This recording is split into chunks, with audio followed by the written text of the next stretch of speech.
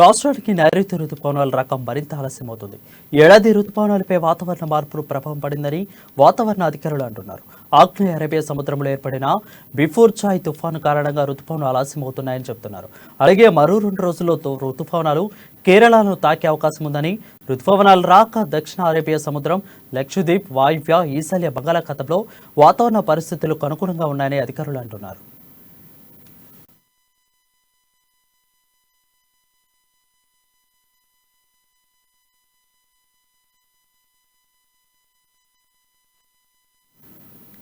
ఇప్పటికే నైరుతి రుతుపవనాల రాక ఆలస్యమైంది. గతేడాది జూన్ 1నే నైరుతి రుతుపవనాలు కేరళ తీరాన్ని తాకాయి.